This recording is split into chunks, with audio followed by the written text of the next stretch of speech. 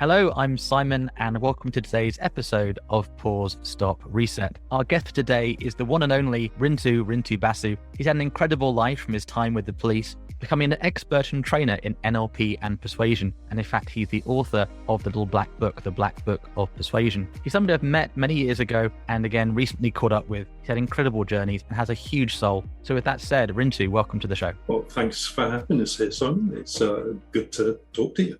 Well, it's always good to talk to you. I'm so happy we've got you on the show. I know Joe was looking forward to having you as a guest, as I was, and I'm great to have you with us today. That's Joe Gregory, one of our other podcast guests. So for people that may not know you yet or haven't kept up with your research into, who are you and what are you focused on today? Well, I've done lots and lots of things. Right at the moment, what I'm focused on is bringing back to life an awful lot of stuff that I've done over the probably last 10, 15 years. As you've already mentioned, I've got a couple of books out. The big one is the Persuasion Skills Black Book. It's now, almost 10 years old, so I'm actually starting to re-edit it and add some absolutely new content for a second edition. I'm revamping the website, doing all sorts of great stuff about just expanding my business again. At the moment, based on this thing called NLP and about persuasion and persuasion influence, all those sorts of things. The reason that I'm kind of revamping and taking it all out is basically had the last 5 or 6 years off. I've just been the primary carer for both my parents right the way through their twilight years over the last 5 or 6 years. I kind of stopped most things just so that I can just focus on seeing my parents off, as it were. And so that's what I've done for the last 5 or 6 years. And now it's time for me to come back. I've got expansions that are coming out a little bit further down the line about how I'm reinventing myself on the basis of having that big pause. Where I am right at the moment, today what I'm doing is going through some of the old online courses that I used to run, transcribing them, reformatting them and all that to relaunch, hopefully in the next few months. They were definitely transformative books, and actually one of those sort of secrets that wasn't that well known about, even though NLP was this huge global phenomenon. You mentioned your parents, and I appreciate you, and I've spoken about that. And I've had friends go through it. This sort of old age of our parents comes to us as we get older, and dealing with that grief process, dealing with that side, that's a huge aspect that causes shifts and resets. And I'm just curious,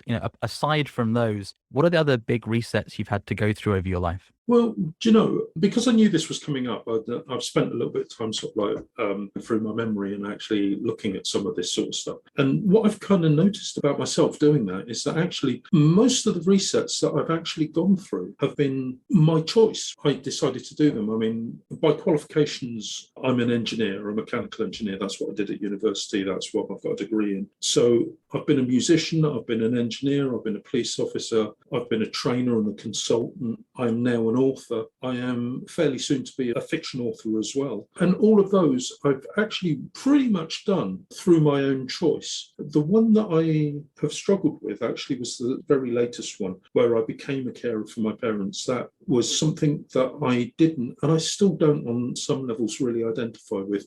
I mean, let me explain it this way. When I was a police officer, I was an identity. When I was an engineer, that was an identity. I have been a carer for my parents. That's not an identity statement for me. That was kind of like a job that I did to care for them. Do you know what I mean? I was actually separate from the role. And so it wasn't a choice. I struggled with it. And as you can probably hear, I'm still struggling with it on some level or another.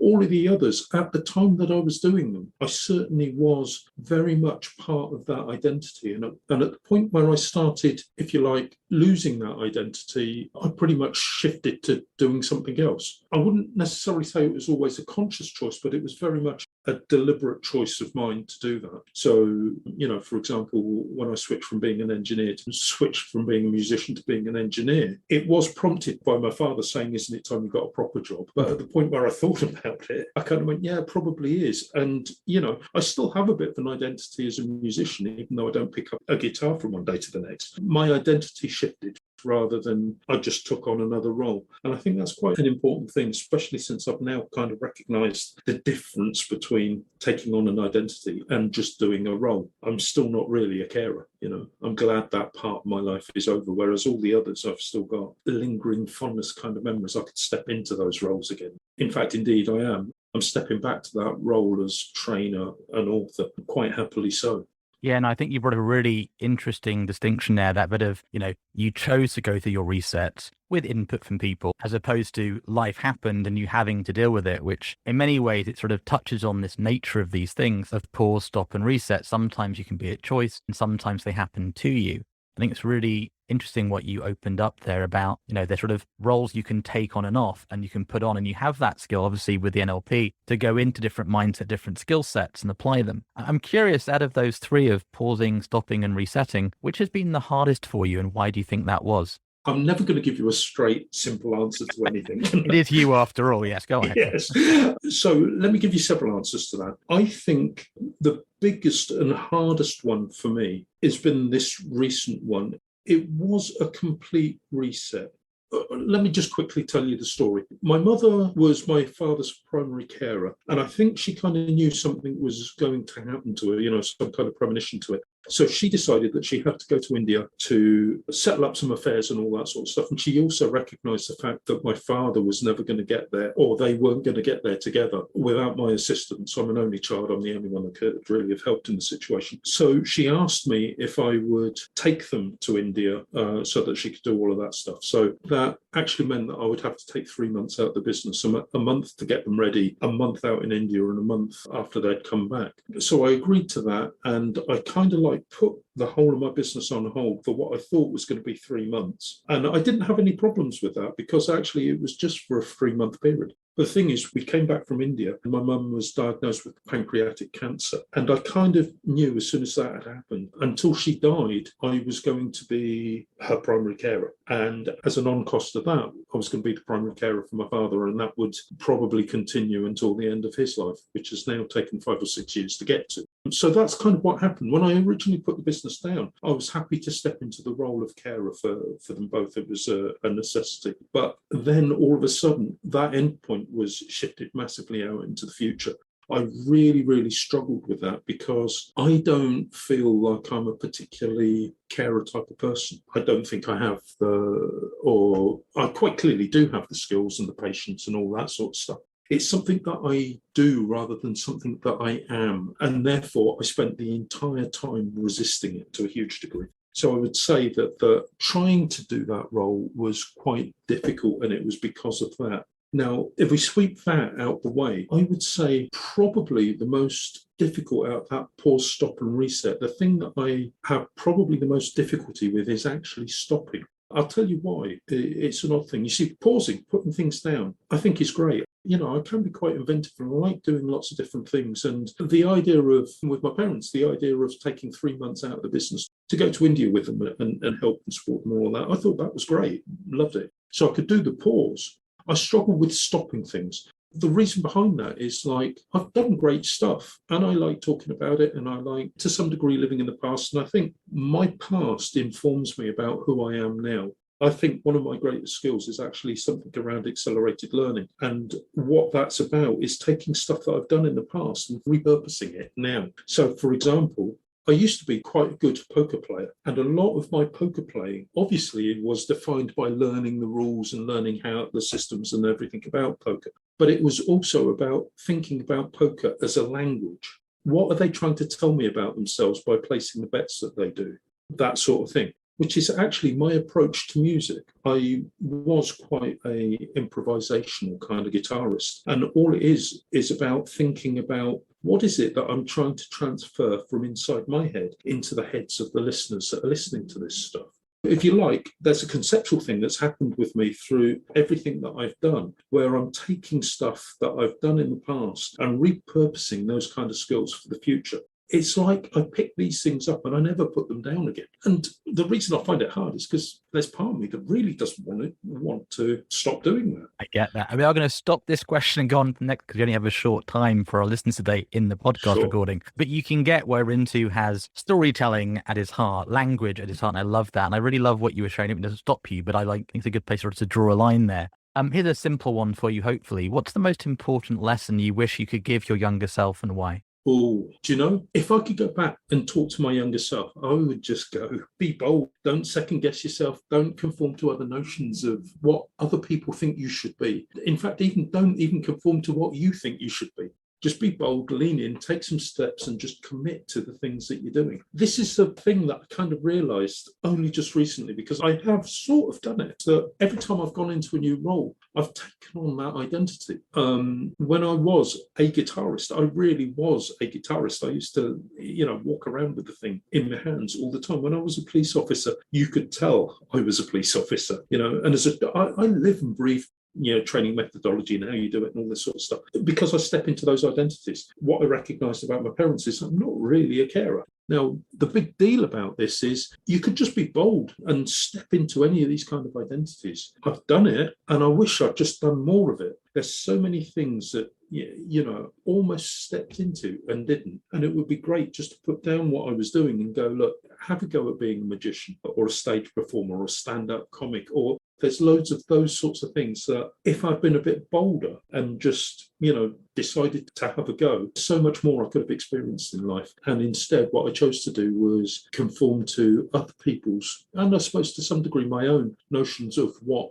a career should look like. And I stepped into that instead, It's a really, really good lesson. Ironically, it's very much part of that reset stage of pause, stop, reset. I love that you brought up, it isn't just conforming to other people's opinions of who you are and should be, but your own, which often come from our childhood experience, adult experiences. And suddenly decades go by and you go, why didn't I do that? And then suddenly it's hard to shift. And again, given your training background, what's the way of starting that? We had on previous conversation of similar sort of themes coming out. And there's something like, even though somebody would go back to me age 10 and say, hey, go for it, go be on stage, go do more talking, I'd have gone, yeah, no. I'm really curious, what's something, an action that somebody's listening today or our younger selves listening, they could take to help us on that journey? Oh, now that's a really interesting question. If I were to give you one simple kind of way of looking at this, what happens to people is self-doubt.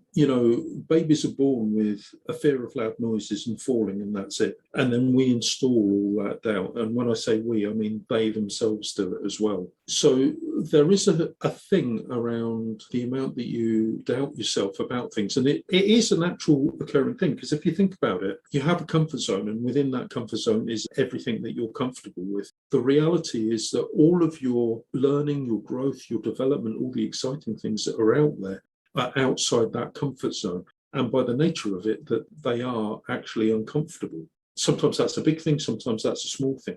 Now, just recognizing that all of the great stuff is actually outside your comfort zone, it makes sense to live with the discomfort of doing new things. So if I were to talk to people about the things that they might change about the way they're doing things, is whenever you're uncomfortable, recognize it. It doesn't mean that you should always lean into it and do more of it, but it also doesn't preclude the idea of not doing it. The perspective of it is that actually a lot of the time your discomfort could be about doing things that are dangerous and stuff. And I'm not saying that you shouldn't be careful about that. But actually, a lot of the time, that discomfort is about the fact that you're treading new ground. And if it is really that, then maybe you might want to start imagining yourself at the end of the experience rather than at the beginning, and recognizing sometimes that actually the experience itself is absolutely worth going through. Does that make sense? I'm not sure. It really does. And it isn't a simple thing. If it was, everybody be doing it, right? That's why for me, Absolutely. These simple ideas actually aren't that easy to implement and master. But that experience, you say, is so priceless. 20 years in, having, asked you to come to an interview 10 years ago, I think it was, in that office in London, opens us up for doing today in a much more relaxed fashion. But at the time, I wasn't doing it for the experience. That's a really useful idea, to go for things for the experience, not just for that result. But I sort of tangentially sort of switch a little bit for you. You went through that big reset with your parents. You've obviously been around other people and supporting them over the years as well. And I'm curious what helped you through it. Were there books and movies? Were there friends? What helped you navigate what for many is a really challenging time? Do you know, there's one big thing, and it's launched me in a completely different direction in terms of writing in particular. My mum, before she got the diagnosis, she was quite considerably ill. And one of the things that I had a role to do was to actually make sure all her friends and family, and there's a lot of people, knew enough about what she was going through.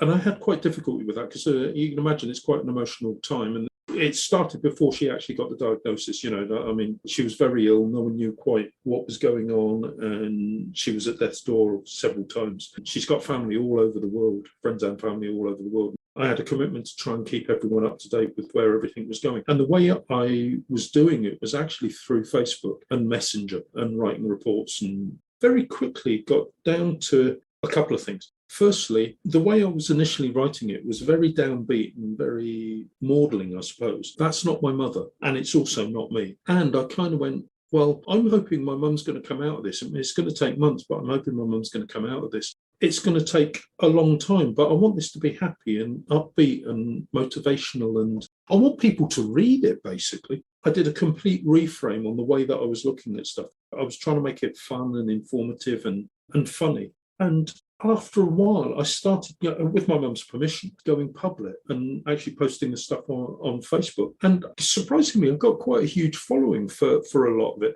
Firstly, for my mum, and then afterwards about my dad, because he's been quite a character over the years. It's basically turning into a book. I'm writing my memoirs over that particular period of time, just as a series of Facebook posts and about how it happened. So it's a Facebook post about watching your parents die in a slow, lingering kind of way that's actually quite hysterically funny. I mean, it's got bittersweet moments in it, and obviously there's sad bits here and there. But actually, it's an amazingly funny book. And the best part about it is that I wrote it as we're going through it. So the thing that's kept me going in this is actually keeping a bizarrely slightly different and a skewed way of looking at all of this, and then journaling the whole thing in public. I know it sounds odd, but actually it's done me the power of good. And I'm looking back over this period of it, what should have been a very sad time. Indeed, it was. I mean, no one's ever going to go, woohoo, it was great how I lost my parents and all that sort of stuff. But actually, it's contained some of my best and most favourite memories about my mum and my father. And even in all the really difficult, trying times, there were laugh out loud moments in all of it. So again, if I flip that round, what I would suggest to people is, like, a lot of the time when you're doing that whole pause, stop and reset thing, they can be really trying times. What I'm going to suggest to anyone is to, as best you can, stand outside of it and reframe it. It's something Greg Sykes says a lot, is celebrate everything. It might not be the bestest or the funnest, if that's a word, or the most exciting or fun sort of times. But if you can find the good in it, then that's something that you can hold on to. That's what I've been doing over the last 5 or 6 years. Really, really helpful. And it ties back to that being bold. I regret sometimes not having been more public on my journey. And that's that sort of British stiff upper lip thing, right? Everything's fine, challenging things my friends or I have been through. I thought back to an old TV show called HAPPY about these people in hospital. And there is something in that sort of dark, sardonic British humour that I adore. And it is in those weirdest times, there's usually one glimmer.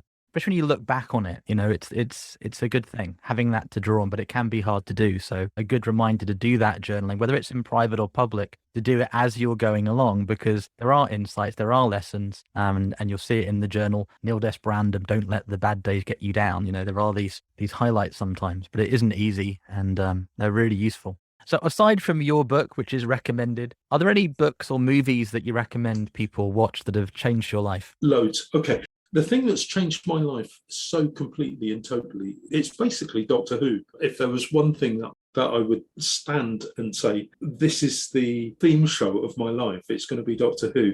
For anyone that doesn't know, it's about a time-travelling alien who looks like a human, who travels around the whole universe in a... police phone box. There's blue. In a police phone box, yes. There's bigger on the inside, yes, called the TARDIS. And he usually, almost always, has a human companion. That's the identification figure. There's sometimes one, there's sometimes a few. I'm really going back to the old show that, from the 60s all the way up to the 80s, because that's where I grew up. But the Doctor himself is an outsider. I've always really identified with that. The guy that's never quite part of anything and actually feels himself as being alien and a bit different from the rest of the world. I totally and completely identify with that. But the theme that's always come through with all of this, even in the modern day show, is that his companions, these are the audience identification figures, aren't necessarily the greatest at what they do. They're not necessarily brilliant thinkers or superheroes in any kind of way. They're just normal people that have been swept up into these circumstances and just do the best they can with this alien doctor figure who usually ends up being their best friend and that sort of stuff. And for me, It's always been this identification with, just because you don't necessarily feel like you're the best at anything, you can still be the hero. You can still change the universe. That's really good, because so often it's the hero in the movie, the world-class expert, and actually that sort of normal person, quote unquote, makes all the difference often. Really interesting idea, and not what I expected from you. I love that. And I love the joy you have in your Doctor Who, and I can see you as a doctor, your magician-y self. I see you. Are you an alien? That's our other conversation, not for this show. As we get into this sort of last section, let's get a bit more practical. So for people listening, often they are looking to shift and reset on the up, or deal with these bad times. Obviously, these words apply to both good and bad situations. What's your biggest suggestion for someone looking to shift what's possible for them in their lives? The main thing, I think, is to lean into it. This is on the up or on the down. The reality of it is that if you are going to reset, you are going to be stepping outside your comfort zone. And the reality of that means that you are going to have some kind of discomfort. Sometimes it's easy to take that on board. I think most of the time it takes a bit of boldness and a bit of courage and to lean into it.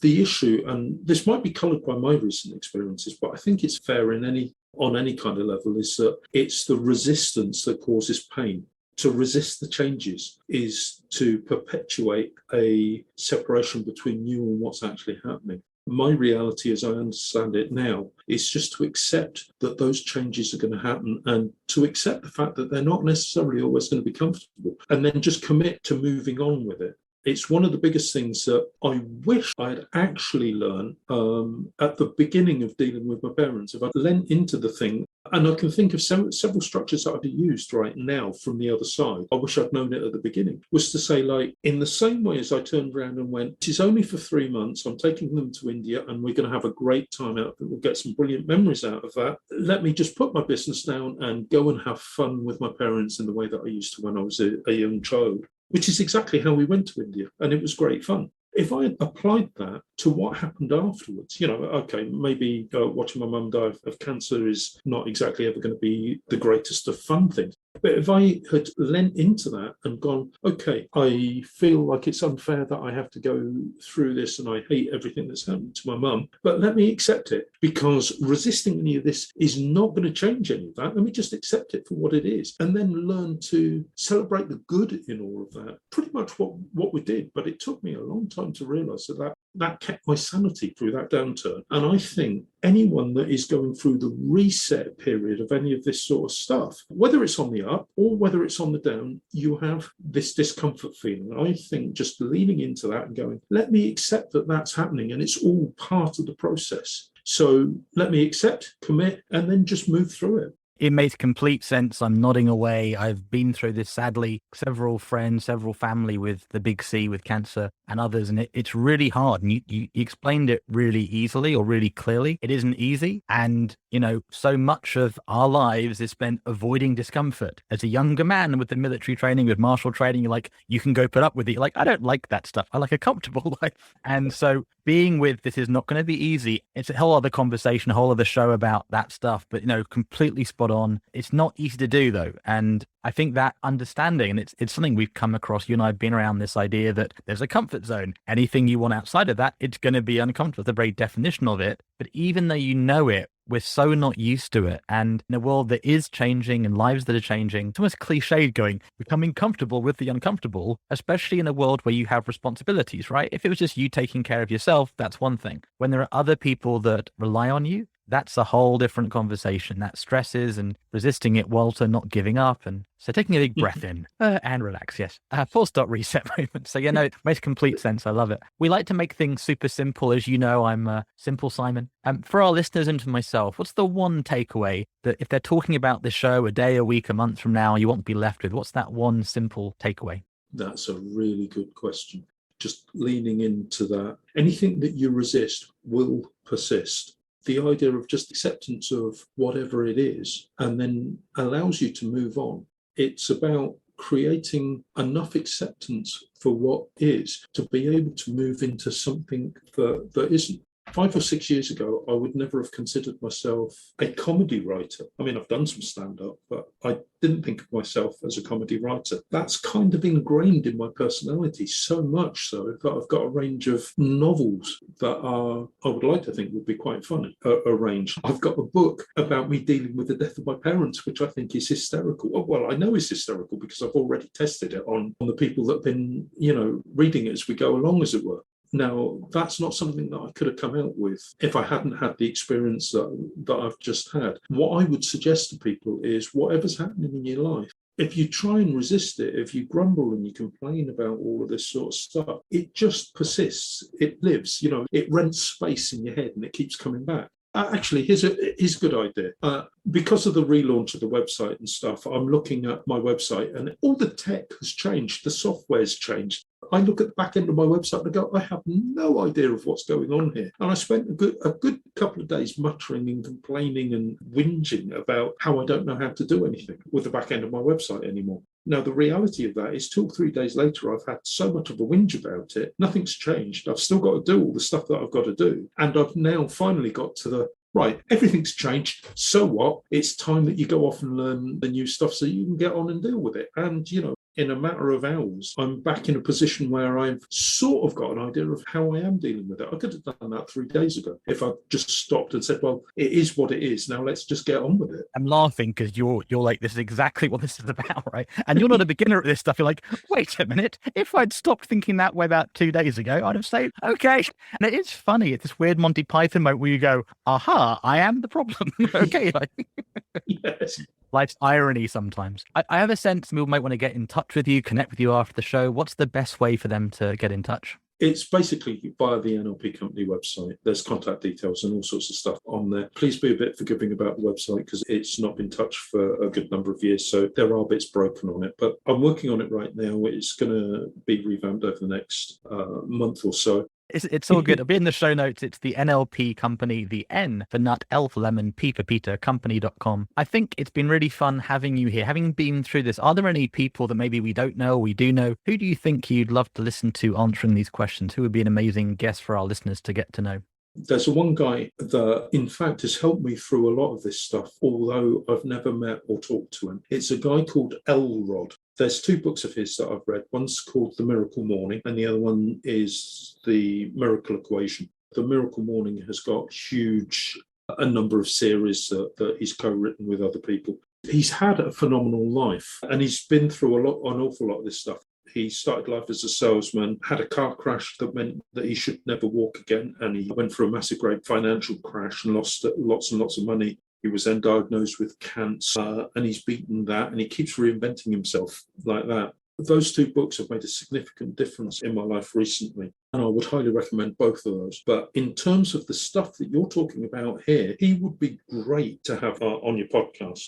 Hal Elrod's an awesome suggestion. I might even see if I can suggest that you interview him for the show in the future. We'll get to that later on. But no, a great recommendation. And that's what I love about these conversations. They're not always what we expect. Things open up and these subtle sort of success spiral moments happen of synchronicity. And The Miracle Morning, great book recommended about this magic and bringing it into his life. Such an important aspect sometimes we forget when we're in the rut of being busy in the day-to-day. I've really enjoyed having you on the show today, Rintu. I was looking forward to this. So glad you came to do the show today. I know for me, these reminders about being bold, being courageous, leaning into these resets, so important, so valuable. And maybe you might even do a little training NLP thing in the future about how you can do that and be with that process, he says, suggesting to the witness. But no, Rintu, it's an absolute pleasure. And just before we wrap up, you had a story about a bunny rabbit in a pub. Is there a way you could tell that, like the 30-second version? I still remember this story from like 10 years ago as a moment of reassessing what's going to happen and what's possible when you master languaging for yourself and others. Yeah, okay. So in 30 seconds, I'm a police officer. I've walked into a pub in uniform to do a licensing check. I obviously had a companion with me.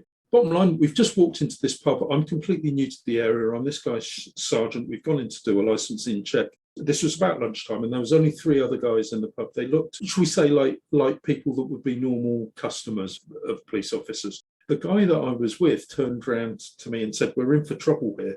You see the guy in the middle? I put his brother away a couple of weeks ago, and this guy's really unhappy about it. The other 2 next to him are his best mates, and they also swore that they would get me for putting his brother in prison." I went, great, fantastic. That's just what I really need to know. So I turned to my colleague to ask him what we should do about it. And he disappeared into the back with the barman to do the licensing check. So I'm left with 3 angry guys and me stood at the bar of this pub, all of them threatening me with violence. So I just looked at them and said, look, if we're going to have a fight, can you just wait for a moment? Because I just need to get the box of kittens. I left them in the car. And as you can imagine, that's just not what they're expecting to hear. So they paused and they went, you what? And I said, well, I'll tell you what, let's cut to the chase and we'll just do it with imaginary kittens. So I picked up an imaginary box of kittens, opened it up, and I started stroking these kittens. And I said, look, any fight and any kind of situation, kittens make the difference. Now, this is what I would call a pattern interrupt. It's something they're not expecting. And so long as I can keep them going in the flow of this, it means that I'm taking them into a trance state. Cut long story to shreds. 5 minutes later, I've got the 3 guys sitting there, stroking imaginary kittens, tickling them under the chin. And so the barman and my colleague had come back from this licensing check, and there's all of us just playing with imaginary kittens. And yeah, it was a great way of defusing a potentially quite nasty incident. That was basically the story. It makes me laugh even now thinking about it, because of a whole other sort of conversation set. One day I hope we'll see this in a TV show or a little skit, maybe something you and I will do together at some point. So look, for now, it has been an absolute pleasure, Rintu. Check out Rintu's website and do follow us on Apple Podcasts. Give us 5 stars. Give us a comment on what you heard that you loved. Make sure you're subscribed, and we'll see you next time. Thanks for listening, and Rintu, thanks for being on the show today.